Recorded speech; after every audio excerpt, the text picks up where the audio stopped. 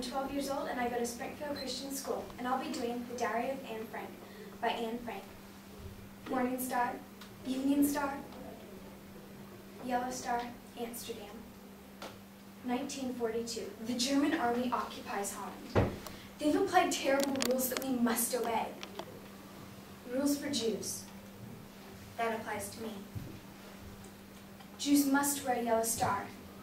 Jews cannot go on trains. Jews must not drive. Jews cannot go shopping except between 3 and 5. Jews can only occupy Jewish shops. I cannot go to the cinema, play tennis, go swimming. I can't even go to the theater. And now for the most frightening thing of all. They are beginning to round Jews up and take us away from our homes and our beloved Amsterdam. Yesterday, it was my birthday. I celebrated my 13th. My parents gave me this diary. It is my most precious possession. Yesterday, I was just an ordinary girl living in Amsterdam.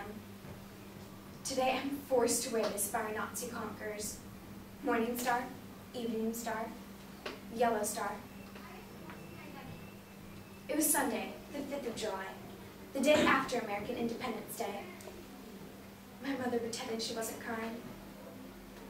Then Father made the announcement. I remember his exact words. Listen, children, please.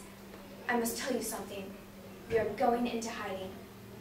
Where are we going into hiding? Will we be all right? What do I leave behind? What can I take? Essentials. My school satchel, I'm going to cram this thing full. Hair curlers, handkerchiefs, school books, my film star photographs, Joan Crawford, Betty Davis, Deanna Durbin, Mickey Rooney, my comb, letters, thousands of pencils, elastic bands, and my best book, Emile and the Detectives. We're going into hiding. Going into hiding. 4 days later was Thursday, the 9th of July. I shall never forget that morning. It was raining.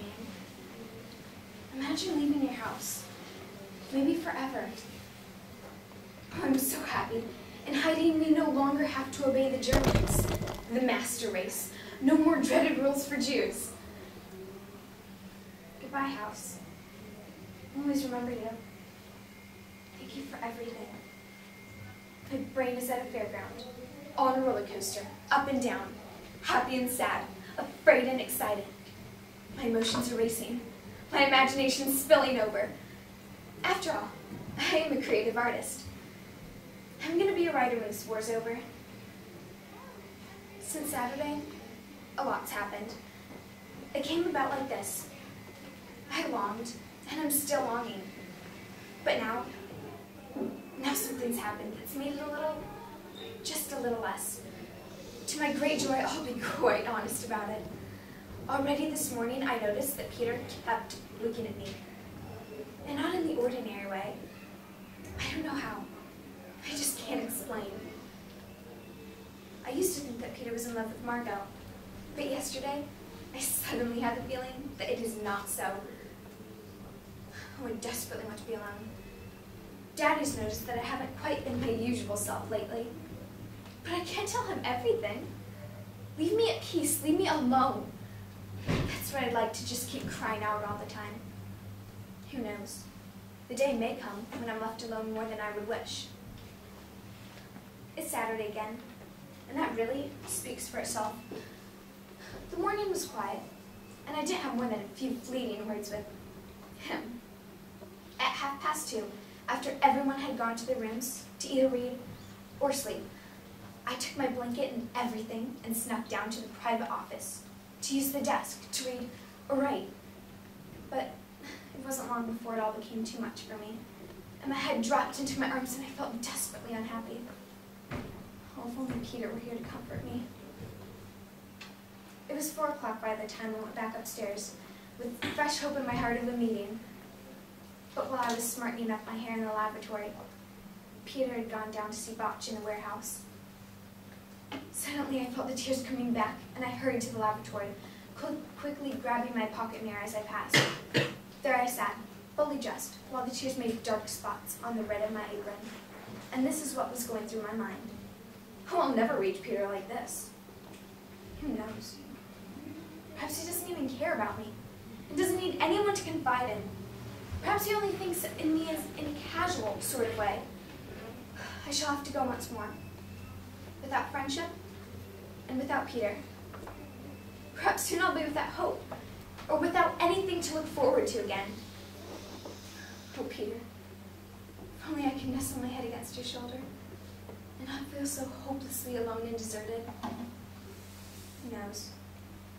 Perhaps he looks at all the others in just the same way, and I only imagined it was especially for me. Oh, Peter, if you could see or hear me right now, if the truth were to come to that, it would be far more than I could bear. But soon, fresh hope and anticipation seemed to return, even though the tears were still streaming down my cheeks. Oh, my diary. Oh, I couldn't live without my diary. You can be trapped in a box, or in sadness, but you live in your mind. You can be imprisoned in a basement or an attic, but you can go anywhere. In your dreams, you are free. The past, the present, the future, they are all open to you in my pages. Use me well. I promise, I shall write everything down. Thoughts, events, dreams. I shall confide my secrets only to you. Let's go. My diary. I couldn't live without my diary.